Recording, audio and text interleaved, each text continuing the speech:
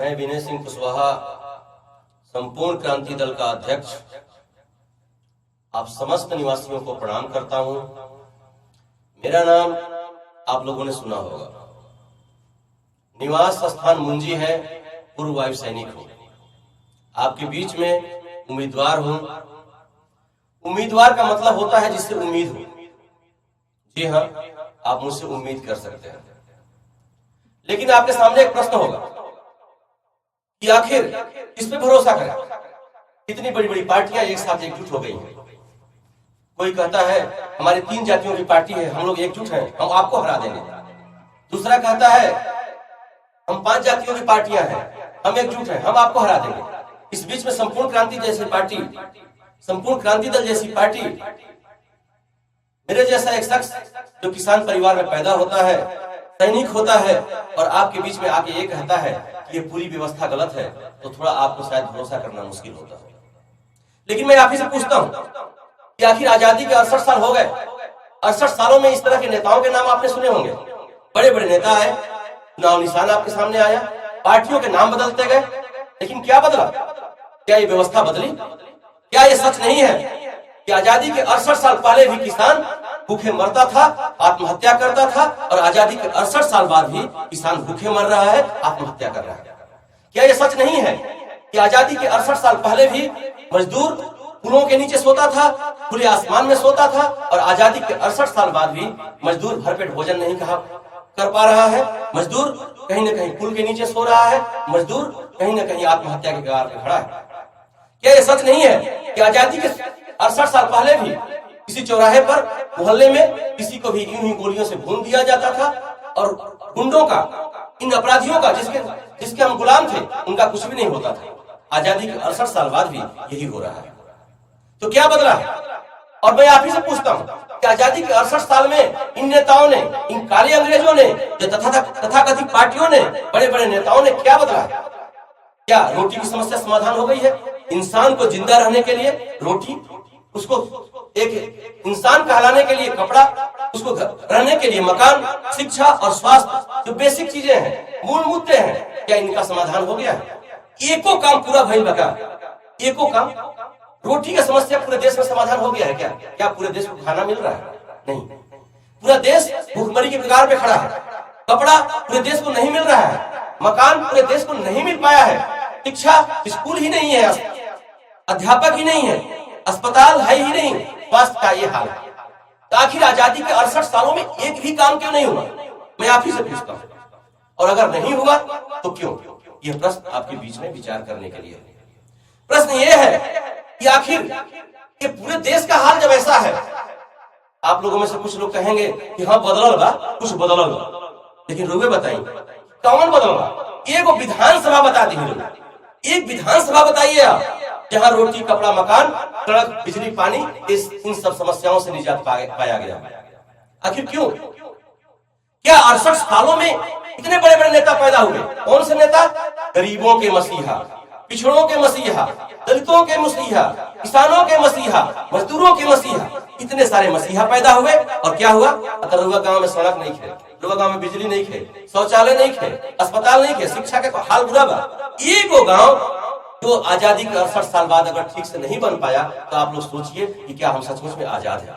आप लोग सोचिए कि क्या आजादी के 68 साल बाद इसी तरह के भारत का सपना देखा गया था?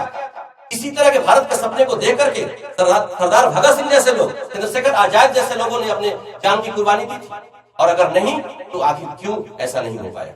आज आप देखिए, 2-2, 3-3 पार्टियों का एक तरह से विलय हो गया है गठबंधन के नाम पे। इस तरह से आपका मजाक उड़ाया जा रहा है, विकल्प खत्म कर दिया गया है। एगो कहा तो हम 3 पार्टी में जाए, कुछ लोग कह रहे हैं हम लोग 4 पार्टी में जाए। 4 जातियों की पार्टी है, 3 जातियों की पार्टी है, हम आपको हरा देंगे। वो कह रहे हैं हम आपको हरा देंगे। जनता को हराने के लिए इन दोनों एकजुट हो गए हैं। दोनों अलग अलग मोर्चा बना करके सिर्फ और सिर्फ आपको हराने में लगे हुए हैं।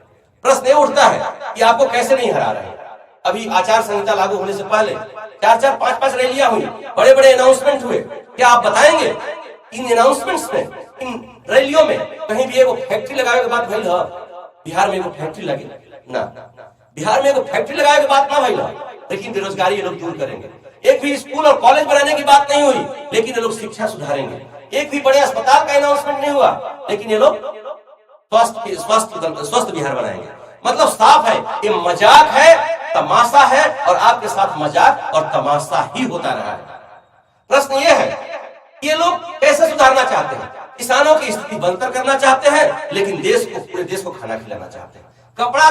कपड़ा उद्योग को बढ़ावा नहीं दे रहे हैं, लेकिन कपड़ा से आपको भरपूर व्यवस्था करना चाह रहे हैं। ये लोग स्कूल नहीं देना चाह रहे हैं, लेकिन शिक्षा सुधारना चाह रहे हैं। फैक्ट्री नहीं लगाना चाह रहे हैं, लेकिन बेरोजगारी दूर करना चाह रहे हैं। ये तमाशा है, मजाक है, और चुनाव से हर बार पहले 68 सालों में यही मजाक और तमाशा आपके साथ हमेशा होता आया। अगर ऐसा नहीं हुआ होता तो आजादी के 68 साल में एक भी तो गांव ठीक रहा होता, एक भी तो मोहल्ला ठीक रहा होता। कोई मोहल्ला बता दीजिए आप, कोई मोहल्ला बता दीजिए आप जहाँ सड़क, बिजली, पानी और स्कूल और अस्पताल की व्यवस्था हो गई हो? नहीं।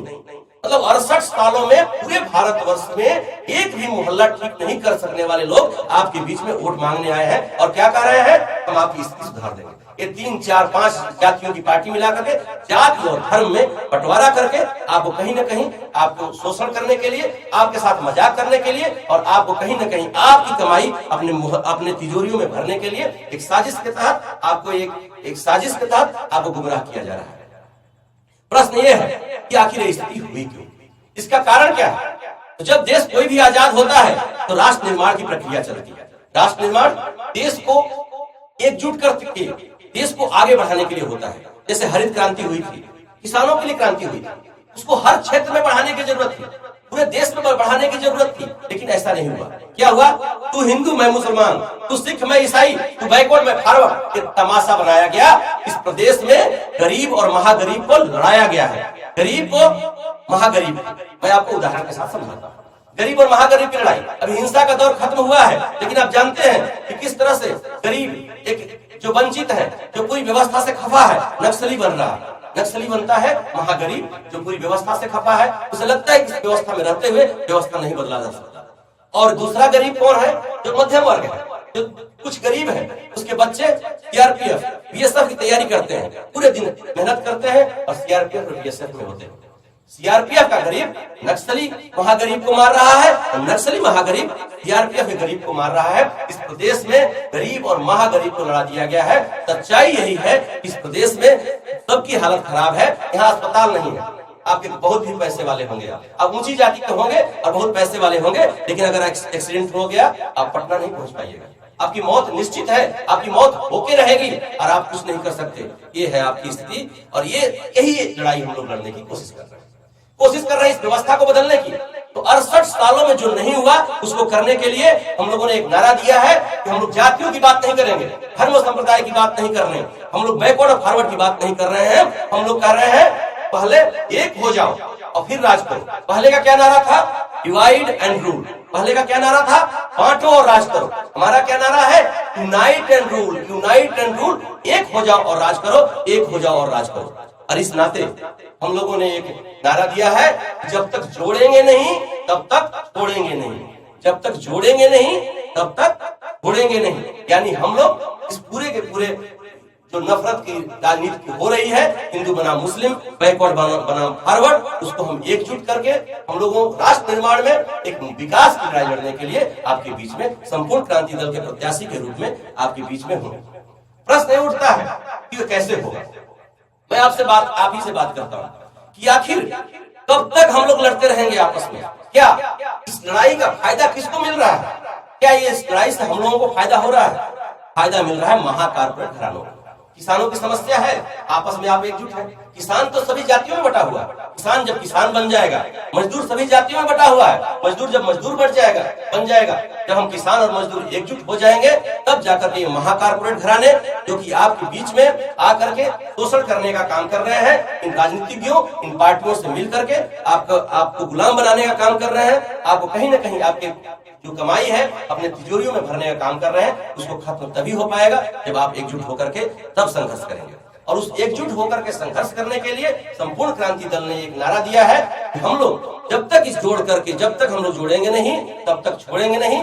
मतलब जब तक हम लोग एकजुट होकर के इस लड़ाई को आगे नहीं ले जाएंगे, तब तक ये मिशन कभी पूरा नहीं होगा। अब प्रश्न ये उठता है कि हम लोग कैसे करेंगे, हम लोग कैसे करेंगे, इस व्यवस्था को कैसे बदलेंगे। इस व्यवस्था को बदलने के लिए संपूर्ण क्रांति दल हम लोगों ने एक इस तरह से इस पूरी राजनीतिक व्यवस्था को बदलने के लिए, भ्रष्टाचार को खत्म करने के लिए, चुनाव से पहले जो धोखे होते हैं, नेता आपके बीच में आता है, नेता लोग आते हैं आपके बीच में, बड़े बड़े भाषण देते हैं, वादा करते हैं, झूठ बोलते हैं, चुनाव के बाद भूल जाते हैं। बहुत से लोगों का कहना है कि चुनाव के पहले तो रहुआ लौकत नहीं, चुनाव के बाद नानू लौकम, चुनाव के बाद नानू लौकम। ये होता रहा है 68 सालों में। चुनाव से पहले नेता आते हैं और चुनाव के बाद वो कहीं ना कहीं दिखते ही नहीं है।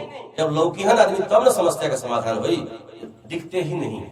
इस समस्या को समाधान करने के लिए जमीन पे चीजें चल रही हैं, जमीन पे नेता को आना ही पड़े, उसको काम करना ही पड़े, उसको इस विकास की बात करना ही पड़े। इसके लिए हम लोगों ने नीतियां बनाई हैं और इन नीतियों के तहत आपके बीच में संपूर्ण क्रांति दल एक संघर्ष कर रहा है और आपसे निवेदन है कि संपूर्ण क्रांति दल को अपना समर्थन दीजिए।